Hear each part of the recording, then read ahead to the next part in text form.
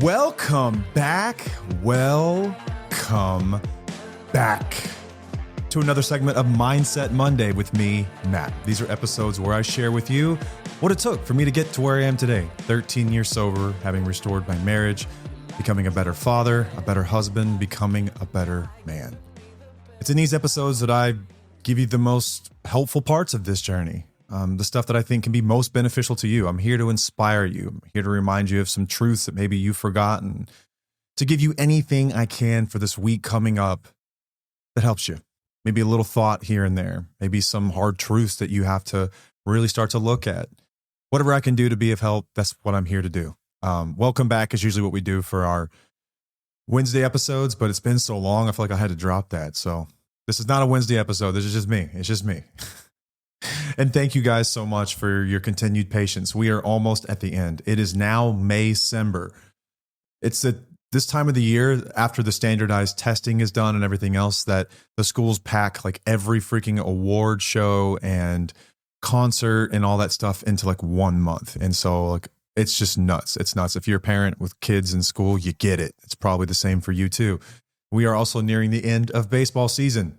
If you are watching this on YouTube right now and you notice that my lips look ridiculous, I'm not wearing lip gloss. This is Blistex. My lips are freaking chapped from the sun and from the wind. I look like a Jersey Shore guy. From those of you who remember that show, like the lip gloss and all that. This is not for vanity. My freaking lips are burning right now. Hey, thank you so much to you guys that send in questions to our email, info@twfocouple.com. We get your questions and we appreciate it so much. And oftentimes they're inspiration for episodes. Being like 13 years out of the journey, it's easy to forget some of the most important questions that people have. We do stay plugged in with our community, which by the way, if you don't know that exists, that's a thing. Go to our website, twfo.com. Check out our free Facebook community for spouses and partners of people that struggle with substance use disorder. That's what it's there for. It's for you guys, but that's inspiration. But the emails are excellent. So today I'm going to cover loneliness as it pertains to a spouse or partner. For someone that's gotten sober, and they are working through a program, whether that's Smart Recovery or AA, or if that's PHP or IOP, it can feel really lonely. And it's tough to navigate the feelings of being grateful, but also the loneliness that exists. And is there something you can do about that? Are there fair conversations you can have as a couple to talk about rekindling some of the closeness that's been lost? Because oftentimes it feels really lonely when someone's struggling, and it feels really lonely after the fact too. So we get that. I'm going to address that. I want to talk about pain today. And I mean physical pain. I am a chronic pain sufferer. I don't even know if I would call myself a sufferer. I'm a chronic pain manager. I had massive back injury and dealt with that for a very long time. A lot of that's what kept me in addiction and introduced me to prescription opioids for sure. I had someone reach out that's dealing with a very, very similar injury. And I'm going to tell you how I deal with the pain, what I've done, some of the tools I've used. That's a great question. I know a lot of people that struggle with opioid use disorder. That's something that you guys deal with too. Like not everyone just likes the feeling. Some people are in a massive amount of pain, and I understand that. I'll tell you how I deal with that. I think they can be useful for anyone, really, honestly. You don't have to be a prescription opioid addict to learn how to manage pain. If you're getting older, like me, I just turned 40 this last week. You get it. Things start to hurt when you get up. You start to have these injuries that just won't go away. I understand. I want to talk about uncertainty today as well. Uncertainty it's a massive part of this life. It really is. And some people have a really tough time navigating that. I get it, especially after periods of recovery or sobriety. I'm also going to talk about frustration as it comes to that. With accountability. Is it fair to be frustrated if you've watched someone get sober for a period of time and then they slip as a spouse or partner? Is it fair to feel frustrated? I'm going to give you my thoughts on that.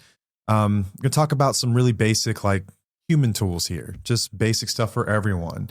Where's your energy going each day? How are you spending your time? And talk about identity and authenticity. Probably one of our favorite things to talk about on the show, maybe our number one value, period, authenticity. We're going to talk about all those today using some of your questions, some of my own points, just from stuff I've seen in the community and in comments and things like that. Y'all keep leaving them, keep sending emails.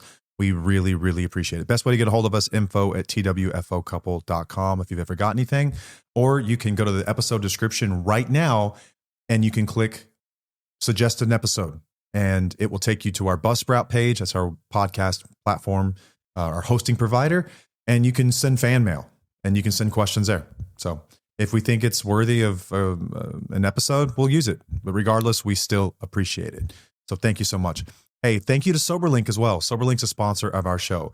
If you don't know what it is by now, it is the world's greatest accountability device that is also a breathalyzer. It just happens to look like a breathalyzer, but what it really is a device that rebuilds trust. It's a device that serves as accountability. It is an awesome tool.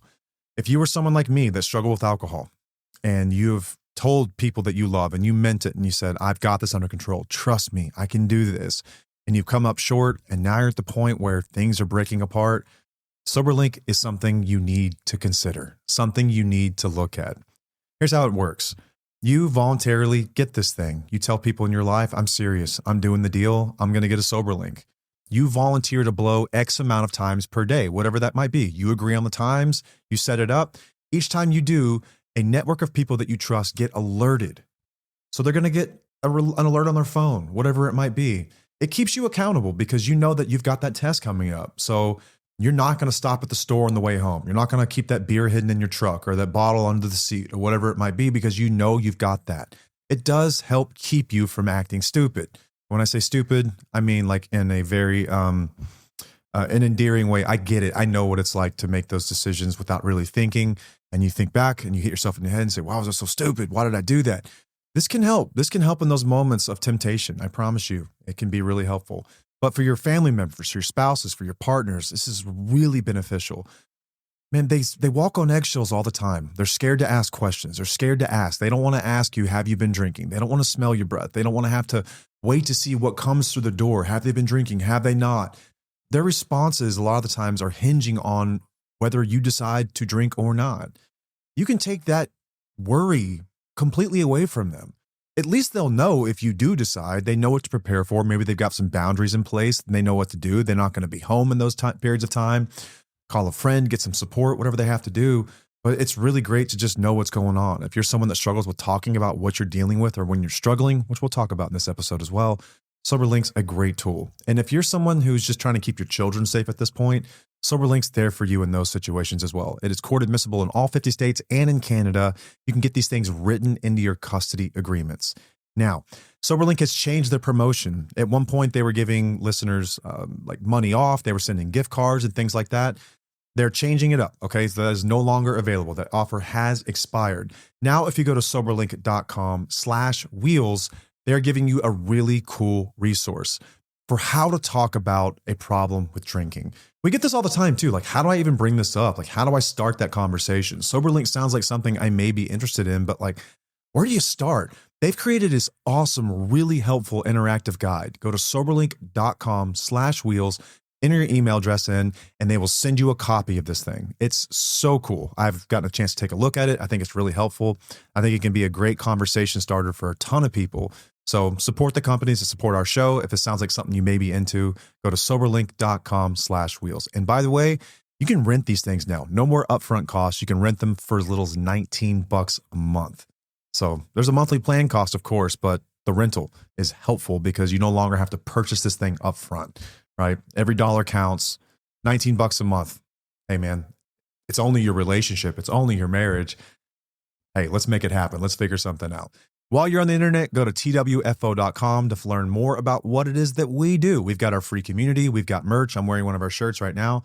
For some of you, it's still sweatshirt and hoodie season. We've got those available. For others, down where we are at, it's t-shirt season. We've got you covered either way. We've also got water bottles. Stay hydrated. Support the show. You can get all that stuff on our website, twfo.com. We've also got a course that we built alongside a licensed therapist called Reclaiming You. You can find out more about that by going to reclaiming-you.com. It's awesome. It's got several modules in there you work through. It's interactive with worksheets. It's got its own kind of community built in. We're still doing Zoom meetings. We're meeting together on Wednesday evenings every chance we get when time allows.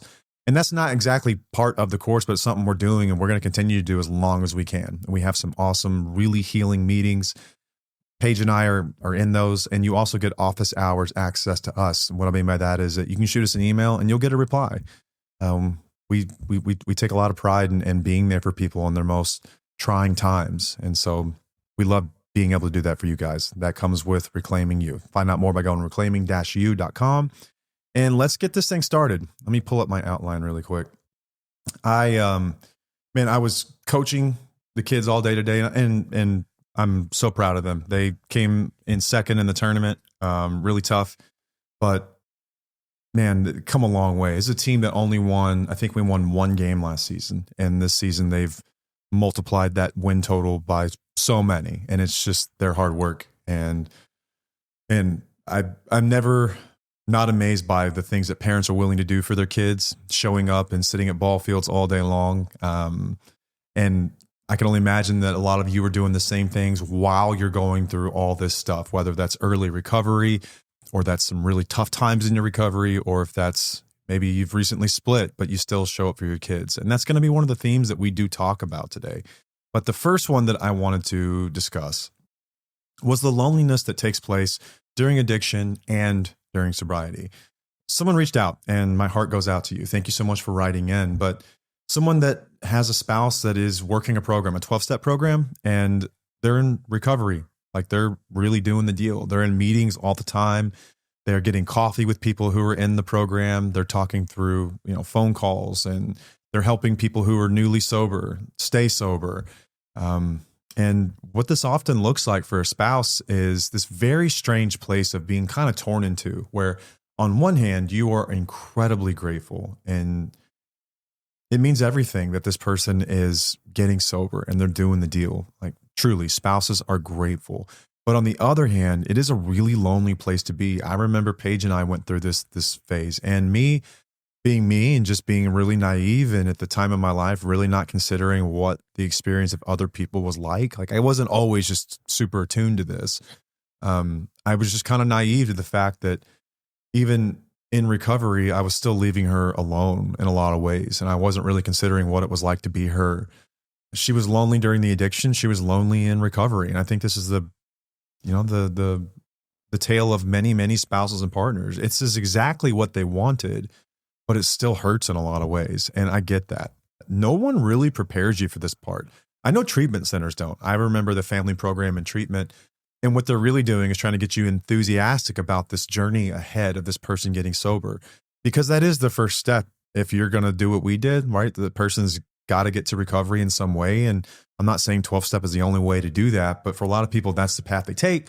And what that means is, like, in the beginning, they tell you, like, you need to go to 90 meetings in 90 days. So like if for at least 90 days, every evening, someone's going to be doing that, a lot of times in the evenings. And then they're going to be on the phone. They're going to be meeting people for coffee. And like, these are all good things. No one's going to argue that. These are all good things.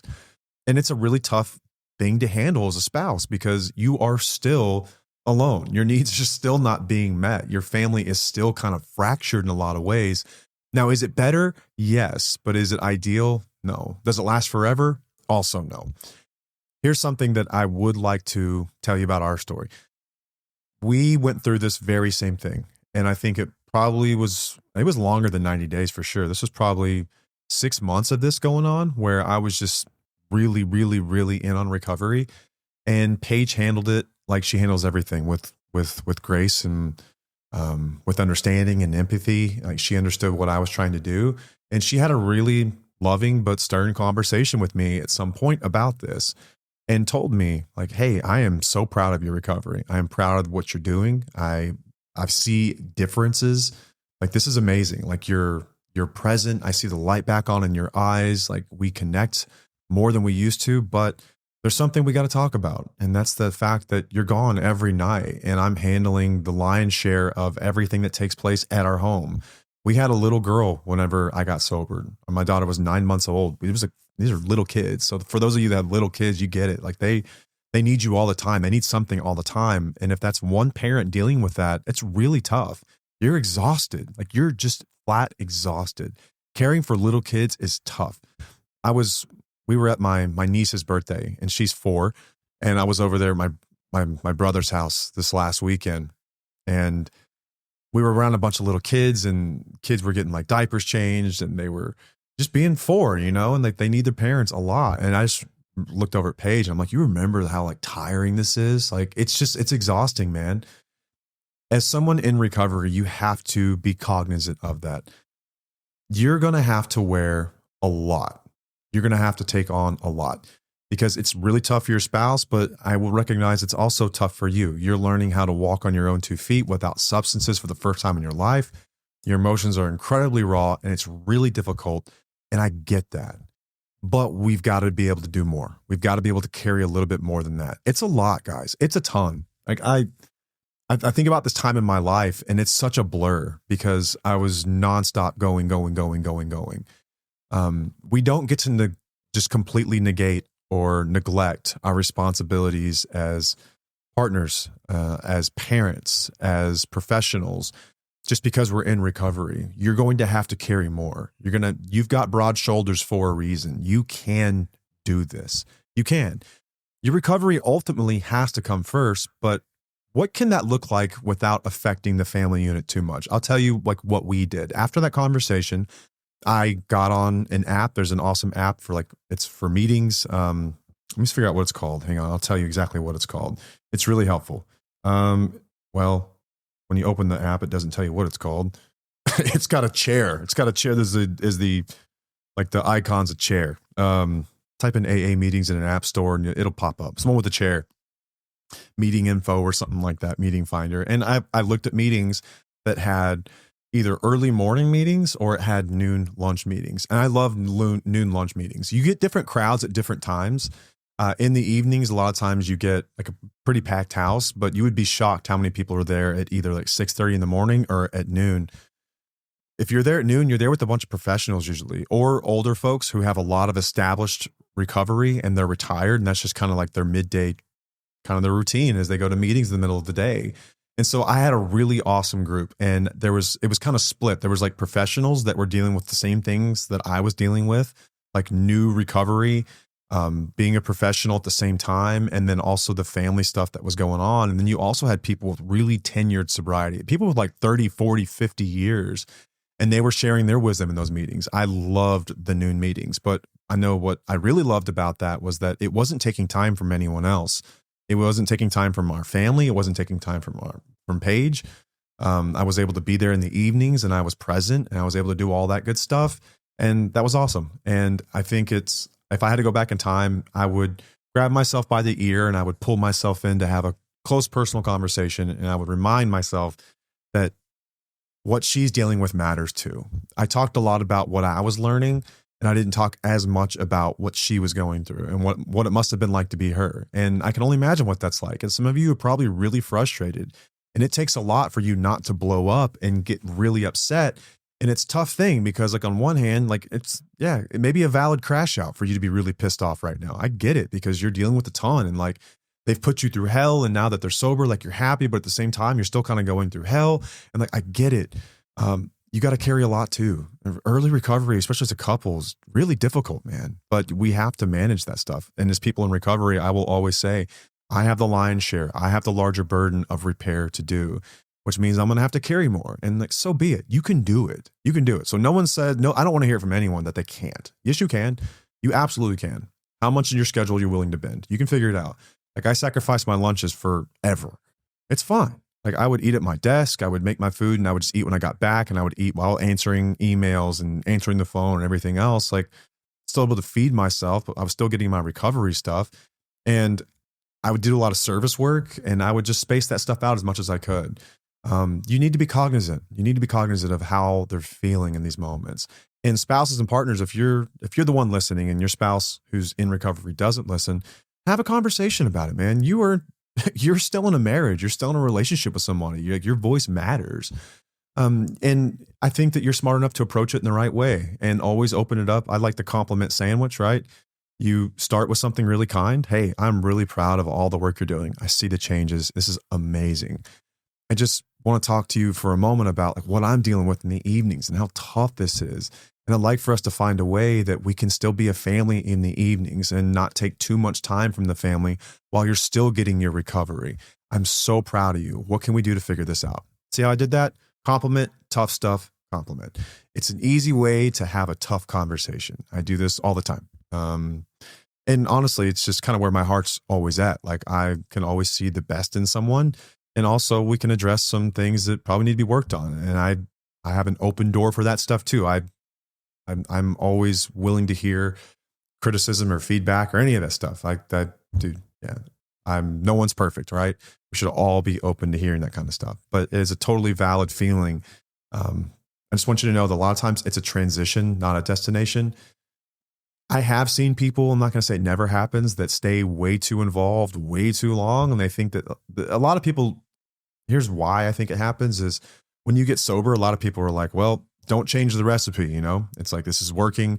And they almost get superstitious about it. Like, well, if I stop doing this, then I'll relapse. If I stop doing like this little thing, not always true. I think that your recovery requires what it requires at certain times. And in the beginning, it's a lot, right? It's a lot. You just need to find a way to fill your cup in recovery in other ways. I stay in group chats with people and I stay in touch with people. I still do the phone call stuff, but I try not to take too much time from the family to do that. And I have boundaries around that, like of people that I work with. And I'll tell them, like in the evenings, like if I don't answer right away, I always like for them to have like 2 or 3 contacts in the program. So they're not just relying on me. So it's not like that moment where like, oh my God, I'm going to drink if this guy doesn't pick up. They can call someone else. I have a family too. And in the evenings, I'll get back to you as soon as I can. But if I'm having dinner with my family or something like that, man, I need to be there with them too, you know, and I would expect them to do the same thing. Our recovery comes first, but we have to be cognizant of what our families are dealing with as well. So think about that. And I would, encourage you guys to have those tough conversations. All right. Next question was about pain management. This guy, man, my heart goes out to you. I know that you're dealing with a lot of the same stuff that I did. He mentioned in the email that he was 45 days totally clean. And I think that is absolutely amazing. I would give you the biggest hug right now if you're right in front of me. Dude, congratulations. That's huge. It's absolutely massive. Chronic pain and being a pain medicine addict is really, really tricky spot to be in. Opioids were my thing primarily. I used alcohol to supplement the opioids, but in the absence of opioids, I was always drinking. And I also used tons of Adderall. I smoked tons of weed, used benzos, really anything I could get my hands on. I didn't discriminate. I was equal drug opportunity employer. That didn't come out right, but you get it. I didn't really care, but particularly whenever you've dealt with chronic pain or chronic injuries, it's tough because you're in real pain. You're in real pain. I'm going to give just purely my experience. I know when it comes to pain, it's very individual. I can never know how you feel, right? I just can't. No one can actually know how you feel. I'm going to give you my account of what this was like. And I want you to just think hard about that. And does any of this sound right? Does any of this resonate? This has been my experience. This has also been the experience of me talking to other people who were in my position too, and your position. Whenever you have treated your pain with prescription opioids for a long period of time, you become a slave to them, whether you mean to or not. Your body will become physically dependent on these things. In as little as 10 days, you can get dependent on these things. And you may not even realize it, but even for people who aren't like apt to take these things or like these things, they will still notice some of the physical symptoms of withdrawal. And they'll start to take them maybe when they may not realize I don't need them. Like, here's what my brain did to me. So I had a real injury. After a period of time, though, dealing with prescription opioids for so long, I was in a ton of pain like all of the time. And it became really hard to tell whether the pain was coming from my mind or coming from my body. Like, I'll give you a story. Whenever I went to treatment, I was taking tons of pain pills. And I would have told you at the time that I was treating an injury. And I did. I really hurt my back. I'm going to have a 3-level fusion at some point in the near future, probably. I deal with a ton of pain, like radiating pain down my legs. Feels like someone stuck a fire poker in my hip a lot of the times. My feet go numb. My back aches. It hurts really bad, like a lot. But whenever I got sober and I went to treatment, I was taking off all of that stuff. And within about a week or two, I noticed something magical happened. My back didn't hurt nearly as bad as it did before I checked in. And I wasn't taking anything. I was using ice and I was using ibuprofen and I was stretching and I was doing some really basic things. And my back pain, what I would have told you when I went in there, it was like an 8 or 9 out of 10. And within a couple of weeks, it was like a 2 or a 3. It was very, very manageable. And what I'm saying is, I'm convinced that my brain, and maybe yours too, works against us. I think that addiction is incredibly insidious. And whenever your brain wants that stuff, it will create pain to do it. Like, I really do think my body works against me in this way. I can remember this, like really remember this, where my brain or my body was almost like telling my brain it was hurting when it wasn't because it wanted the drug so bad. It's like, that's how bad my brain was screaming for this stuff. But when you get through that tough period of withdrawal and then shortly thereafter, and you will come to find that your pain is more manageable than you think. Now, I am a believer, this is just a personal philosophy of mine, is that pain is part of life, that there's no such thing as just being pain-free. We're all going to be in some level of pain, whether that's emotional or physical. It's just how much are we willing to live with and tolerate. Now, I think in the West, we've become very comfortable always taking something when we don't feel well, no matter what it is, right? They make a pill for everything. Every time you turn the TV on, there's a prescription drug that no one's ever heard of, or some unknown thing that no one even knew they had until they watched the freaking commercial. Like, that's a thing. That is, I mean, we are so quick to take something for ailments. And I have come to believe that pain is just going to be a natural part of life. Like, and in fact, I've come to take gratitude in it at some point. Like, this is a feeling like of being alive, or like maybe my body's trying to tell me something right now. Like, it's time to slow down. Like, you need to take it easy. Like, maybe you're getting older. You need to know what your limitations are. Right. And so that's kind of where I'm at today. I still get in some days where I have some serious pain, like really bad. Some days I'll just have to lay down. I'll just have to chill, man. I will and it sucks. Like, and sometimes it's really painful and it sucks because I want to be doing things with my family. I want to be playing around with my kids. Like, I want to go schedule a baseball practice and go hit grounders with the kids, like whatever, like all that good stuff. And some days I'll literally just have to sit there and watch college baseball on TV and lay on an ice pack. And that's just life sometimes. I'm not able to work out as much as I would like. And I just had to come to accept my limitations. Because what I used to do was just try to power through it and plow through it. But father time is undefeated, and deterioration, if you've got a spine injury, especially, it's going to get worse over time, not better. Especially if you've had a fusion, what usually happens is the levels above the fusion tend to deteriorate if you've got degenerative disc disease, and it just gets worse over time, not better.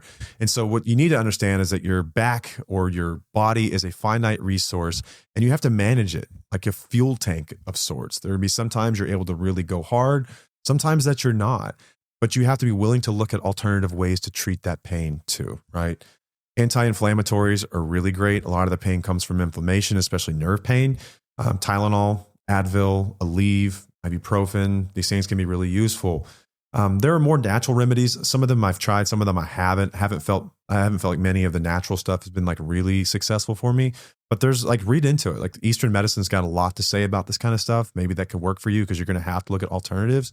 But there are more ways to treat pain than just opioids. I think of opioids for me anyway, in a hospital setting, I'm not a martyr, right? I've had surgery and I was given opioids since I've been clean and sober in a hospital. I'm not a martyr. I'm in massive pain. I'm not here just to tough it out, but I'm always going to err on the side of toughing it out. And that's usually what I do. Today I was up on my feet.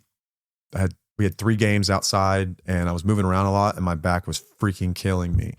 And I'm just going to take it easy. I'm going to lay on an ice pack and go hang out after I'm done recording this and I release it. Pain's still there. There's no escape from it. You have to recognize that this is just part of life and it's okay. It's okay. It's okay to be in pain a little bit, right? It's okay. I think it's massive that you're dealing with a massive injury like this, especially a failed fusion, and you're saying no to some really addictive drugs that would absolutely make you feel A-okay right now. And you're trading that A-okay for management, pain management, true pain management. It's a beautiful thing. I really do. I think that is true ownership of your life and of your body, and you deciding what goes in it and looking at the real cost of prescription opioids. The real cost of them for a lot of us is everything, right? Are we willing to trade everything to deal with some pain? I'm just not anymore. I'm not. And I'm glad that you're not either, if you're someone that's had a real problem with these things. But it is it's something that a lot of us are going to have to deal with. I think that there probably is a line that you can cross where it's just maybe you need to look at management. I haven't gone down that road yet, so I can't speak to experience. Maybe I will someday. I don't know. But I don't want opiates to be part of my life. I sucked at using them before. I'll probably suck again.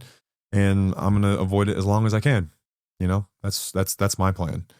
But obviously I'm not a doctor. I'm not a therapist. I'm not a pro here. I'm just someone who's dealt with the exact same thing. This is how I've managed it.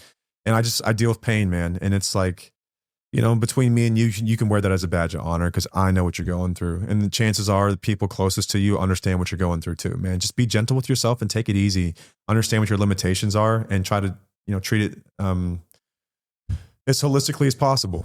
Over the counter drugs and some other ways. Like core strengthening has been really helpful too. A physical therapist, if you haven't booked an appointment with them, or just, I'm sure you can find a ton of information online about ways to strengthen the core that helps support the spine. Some of those inner muscles like the psoas and stuff like that that are connected to your spine can help support that area. And just have to take it easy, man. Take it easy, man. If you need to go to a theme park or something, like get a scooter. Like no ego allowed here, right? This is about like managing life. This isn't like, it's not worth taking opioids. It's just not. Okay. Next one I got. Uncertainty. Living with uncertainty is a really, really tough thing. I think if there's maybe a common theme for a lot of, I would say, I don't know, most wheelies is that they have a really tough time living with the uncertainty that comes with this life. And that's what's built into this life. And I think it's really tough. It's really, really tough. And I think it can be even tougher when you've had a period of recovery. Like let's say that like your spouse has been sober for 5 years and you get comfortable again. You start to feel safe again. And then they maybe have a slip and they quit doing what they were supposed to be doing. And temptation gets the best of them and they slip. And suddenly you as a spouse or partner are thrown right back into hell. It's tough, man. This is why like we're so firm on, I think a lot of the stuff that we talk about here about like taking care of yourself and like knowing what your values are, like knowing what you want in life, being authentically you, making sure your children are in a safe environment, because this life is not for the meek. This is not an easy life. There's so much uncertainty built into this life. I think anytime a spouse or partner sticks it out with someone, it's amazing to see those couples work, you know, because what you're looking at is like true resilience from the person in recovery who is fighting against their brain every day to stay clean and sober, doing some really tough stuff and looking in the mirror. And then you're looking at a spouse as well, who's willing to accept some of the most severe uncertainty that I think a person could live with, something that would cripple most people, take them to their knees. They're willing to walk through that life because they are resilient, man. They can persevere. And that's not a knock on anyone who decided to do what's best for them and to step away from a relationship. I'm just pointing out what I think is a truth about people that have gone through this, man. But I think for people who really want someone to get clean and sober, and like maybe you're like in and out, and it's just driving you crazy. Like, man, I don't want to be terse at all when I say this, but I don't know another way to say it, is that this life's not for everyone. It's not for everyone. And if it's not for you, it's okay. Like, it's all right. It doesn't make you weak. It doesn't make you anything. Like, I think we all have different tolerances for this kind of thing. And this life is brutal. For some people, it can be like a prison sentence, you know, like you're kind of just kept on edge forever. And you just never know when it's going to pop back up. But the reality is that it can. And that's really tough. I think that's why we're so big on like knowing what you stand for, like how to take care of yourself. Here's the way that I framed this the other day when we were talking about this. We were like before this episode was recorded, and Paige and I talked about a lot of what you hear on these episodes are like our kitchen counter conversations. But I need you to think of it in this way. If you're a couple and spouses and partners, I'm talking to you here. This is the mindset I need you to have. Either we're going to figure this out together or I'm going to figure this out. And that's the way that Paige still looks at this. Either we figure this out or I figure this out. But we're not doing this back and forth, holding me hostage for the rest of my life. At some point, I will figure this out. I need you to know that you're capable either way, whatever you decide to go. But for some people, a lot of the time, it is a tough realization to come to that I got to figure this out. I'm going to have to figure this out. And you know what your line looks like. You know what your limitation is. You know that there is some point at which you're just exhausted. You're like, I just can't do this anymore. And it's not that I don't love you. I just have to care for me too. And I have to care for our family and for our children. And I have a life to live. They need a safe parent. They need someone healthy in their lives. And it's like, it's a tragic thing, but at the same time, it's an amazing thing. And it's a really brave thing. It takes a lot of courage to say something like that. Be honest with yourself though. This life isn't for everyone. So the back and forth, that's why I'm always so like, that's why I'm hard on people who are in recovery. Like, guys, this is your life, like everything, and not just your life, but everyone's life rests on your decision to get your ass out of bed today and do something for your recovery. That's how serious this is. We can't hold other people hostage. And over time, we will change them in ways that they can never be again. They'll never be the same. We can do that to people. I'm imploring you to do something for your recovery, because if not, they're going to have to make tough decisions. They're going to have to make tough decisions. Not they should, they're going to have to at some point, okay? Either I'm going to figure this out or we're going to figure this out. All right. This is one that kind of ties into that. For a lot of people, rumination is kind of uncertainty's like twin or evil cousin, because uncertainty, well, a lot of times what that is, right? What is that? It's fear. It's fear that I'm going to lose something that I have, like your family situation, whatever it might be. I'm going to lose something. I'm not going to get something that I want. This life that you're mourning, that you wished you'd had, that you had right in your hands before it slipped through because of addiction or whatever it might be, or betrayal, or just fear, kind of general uncertainty of the unknown. I think about this all the time. Like, how often am I actually where my feet are? And here lately, if I'm being truthful, it's not that much. Here lately, I've been ruminating too. That's why I'm talking about this. I'm calling myself out. I've been concerned a lot about career stuff and the stuff that's going on behind the scenes, which we cannot wait to talk to you guys about in some of our Wednesday episodes. But yeah, I'm ruminating and my mind is elsewhere a lot, dude. I waste hours every single day, like endless hours, thinking about what will happen or what could happen or what I should do or conversations I should have, but I'm too scared to, decisions I should make that I'm too scared to make, whatever it might be. I spend so much time there and I waste so much freaking time. And I wish that I didn't. I wish I wasn't this way. I wish that I could just make decisions, and I feel like a hypocrite sometimes because I encourage you guys to do it, but it's like, do as I say, not as I do sort of deal, you know? Like, we only have so many hours each day, and I just, like, how many hours are we committing to things that matter, like truly matter, versus endless conversations that go nowhere, whether they're with ourselves or with other people, you know, that person in your life that just doesn't listen. And no matter how many times you talk in a circle, they just don't get it. Like, they don't get it because you're on different planets right now. And I'm not necessarily saying you need to give up, but at some point you need to consider how much time you're spending here and then make decisions accordingly. We burn time on circular conversations. We burn time worrying and thinking about other things and trying to get through to someone who isn't changing, or just wishing that someone would do something different so that we don't have to take action and do something difficult. But there's so many ways that we can spend our time that are low return, like low ROI, rehashing, arguing, waiting, ruminating, what ifing, all this crap. But high return work, like if you're in recovery, doing actual recovery work, not thinking about recovery, but actually doing the work. If you're someone who's kind of stuck, and I get that, and there is such a thing as being stuck and a real reason to be stuck, and our heart goes out to you if you're in a situation where it's like, dude, I ain't got a lot of options. I'm doing the best I can. What are some high ROI activities for you? Exercise, self-care, spending time with your children, building your life, building a career, whatever that might be. Like, there are better ways we can spend our time other than worrying. And this is really a message for me because I have to say it out loud. And I just hope that some of you get it too.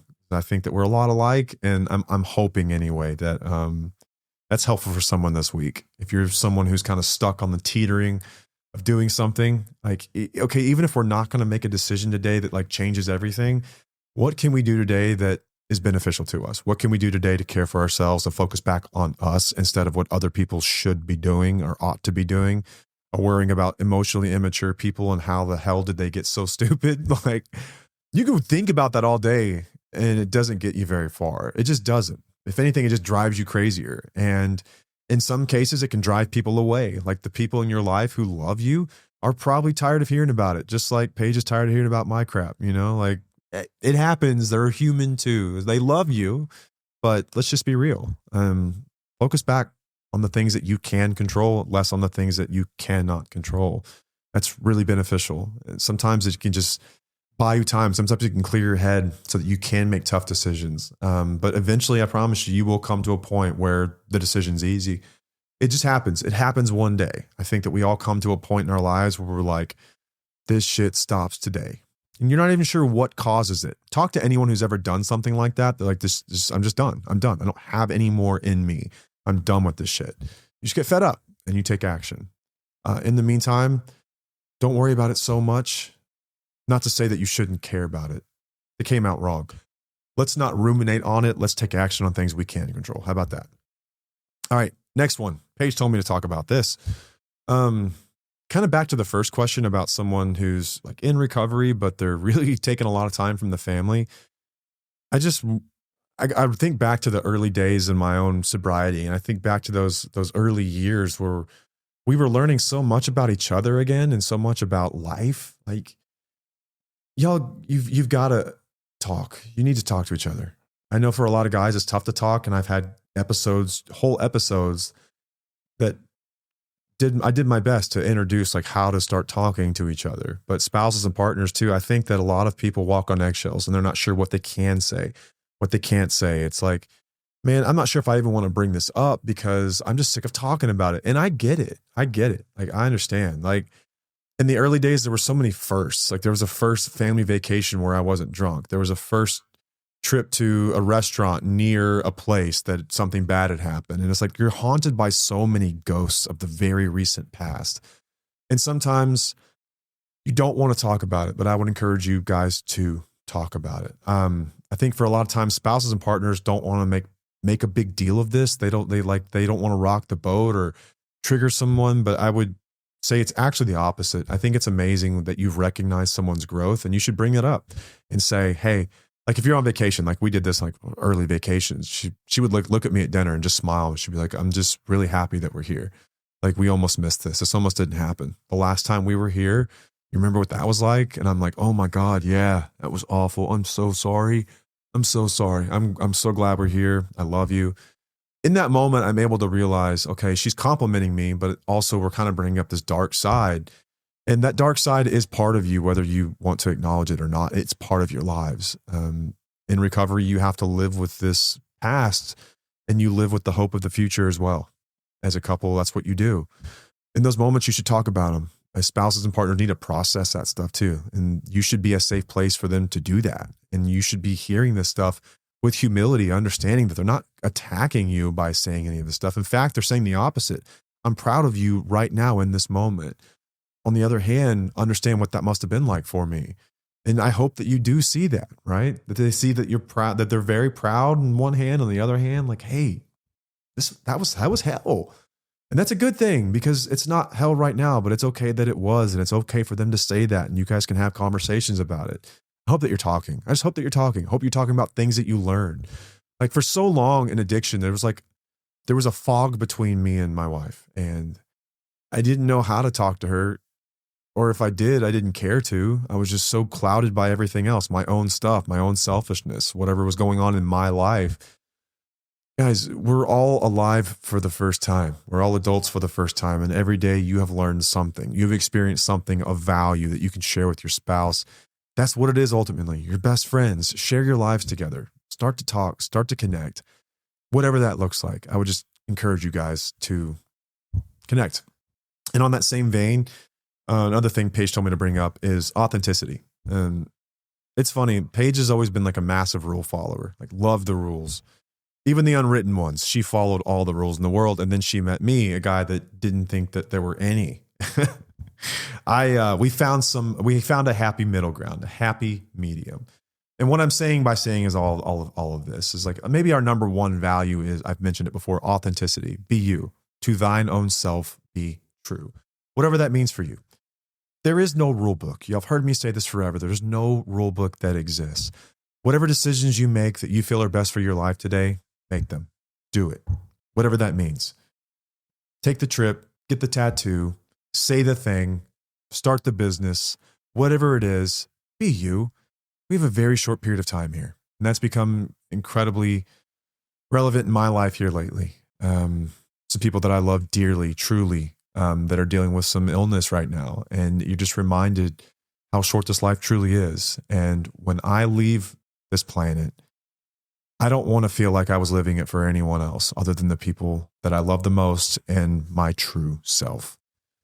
Man, it's just too short. It's too short to follow another person's rule book or to listen to other people's opinions or what they may think. We hide most of our lives to avoid judgment or failure, but like, why? Staying safe is staying stuck. I would just encourage you to be you and do what you want to do in this life. Like, you can pivot at any moment. And there's no rule that says you have to be the same person tomorrow that you were today. You can wake up tomorrow and decide to be something totally different and to take on a totally different perspective or outlook or whatever that might be. I love that. If you don't know where to start, ask questions. Have the humility to say that I don't know. Because remember, we're all here for the first time. This is my first time on this planet, just like you. So much crap I don't know. And I'm not scared to say that I don't. I'm willing to learn and listen. This came up recently. I was asking Paige for a story and she didn't have one for me, but this is a good one. I'm a baseball coach. You guys have heard me talk about that. I love coaching kids. I love to see them get it. Like when the light bulb comes on, like it's my favorite thing in the world is to like empower people. That's what I do. Right. And so I do that with kids too, youth. And I try to give them a good example. I try to be much more than just a coach. I try to be a mentor for them, but I don't know everything about the game at all. I didn't play professional baseball or any of that. Like I haven't played in forever. I love the game. I watch a lot of it. I hang around it a lot, but like there's a lot that I don't know. I take my son to lessons like once a week, twice a week, and I booked a lesson for myself. And so I showed up with my son and I got in the cage. He's like, "What?" I was like, "Yeah, dude, I'm here to learn. I'm here to learn from you." I watched their lessons a lot, but I had so many questions and I didn't want to like just steal the instructor's time. Like his time is valuable. It's how he makes a living. So I bought a session and I'm going to be buying plenty more. And he told me, he was like, "I just want to tell you mad respect. Like this is the coolest thing. I don't think I've ever had a coach book a lesson and come here and just ask me questions. But every day I sit in here and I watch coaches doing it wrong when they could just ask a question." Have the humility to say that I don't know. Like what's the harm in doing that? I've always looked at myself as like, I'm just a big dumbass. I'm just a big lovable dumbass. And I'm here for the first time and I'm here to learn. And I'm just be humble, have the humility to say that I don't know and start over if you have to tear down the formula and start over, whatever it is. Like it's okay to admit you were wrong. Like it's fine. Like no one is keeping score. I promise you they're not. And if they are, you probably don't need those people in your life, right? So if this is recovery related, if this is a spouse or partner just looking to find themselves again, which is a big part of your recovery, is figuring out what it is that like, who was I before all of this? What's still there? What do I need today? Man, I love to see people find their groove again and find what they love again. I just would encourage you to do that by starting with the humility to just walk that path, whatever it looks like. If you've always wanted to try something, go do it, man. We've seen so many people try awesome stuff. Like I've never ran. I've never been a runner, but we've had wheelies. Like I'm going to freaking run a marathon. I'm going to do it. I'm going to start the 5K, then I'm going to do a 10K, then I'm going to run a half marathon, then I'm going to run a marathon. We've had people do that. People have been out of shape their entire lives, get their blood sugar under control and get in shape. And suddenly like you're an in shape person. If you're someone like me, like I could never see myself just like being that sober guy. Like whatever that dude, go do it. Damn it. Go live your life, guys. Come on. All right. Last one. I'll finish up here. This was a really great question and thank you for sending this one, but this is someone who's been with someone else. This is a story I've heard a million times, like tenured recovery. Someone's been sober for like 2 or 3 years and then they have a slip. And as a spouse or partner, it kind of goes back to that uncertainty thing. It's really difficult. But on the other hand, it's kind of hard not to be a little angry or a little resentful, a little frustrated about it, right? Because they had a recipe that worked and then they stopped doing something. And I think that it's valid to be frustrated with that because the same things that get you sober keep you sober. That's been my experience. I still do the same crap I did 13 years ago. Like tomorrow night, I'm volunteering at a treatment center. Yesterday morning, I got up and I read through some recovery literature. I meditated, I prayed, And I reached out to people who were in recovery, and I thanked them because I keep notes in my books, like stuff that other people around me have said. And I messaged those guys and I was like, dude, I read your quote this morning. I just want to let you know, like, I love you. Thank you. Like, I needed your inspiration to keep my feeble mind at bay this morning. I still do the exact same stuff, guys. I'll still hit meetings. I still take phone calls, people in recovery. Like, I still do the same stuff. Something that I've seen, the reason I still do that all these years later is because the same story every time. When people quit doing the things that got them to where they are, they go back to the person they were. Like, the same person will drink again. And think about what that means. Like, that same person will use or drink again. That same person who wasn't focusing on their recovery, that same person who wasn't speaking up saying that I'm struggling, I'm having a hard time, I'm feeling wonky. And I get why, because you can get prideful about your recovery because you have a lot of it and you should be the expert now. People shouldn't have to worry about you. So then you become too prideful to say, raise your hand and say, hey, I'm struggling right now. I'm having a hard time. I don't know what's going on, but at no point do we ever graduate to the point where we don't struggle. Everyone's going to struggle. I struggle in recovery, guys. I've had several, I wouldn't call them close calls, but I've had several moments where it's like, ooh, I remember these voices. I remember these thoughts. This is the guy that drinks and takes pills. This is me. I'm still here. I'm still living in there. I'm still in there. That's true for me, even to this day. That guy shows up sometimes, but he always shows up in the same circumstances. It's when I've quit reading, quit getting up early, quit taking care of myself, quit going to meetings, quit calling people, quit talking to my sponsor, all that stuff that got me to where I am. It's when I stop doing that crap, I go back to that person pretty quickly, way quicker than you would think even, like within a week or so.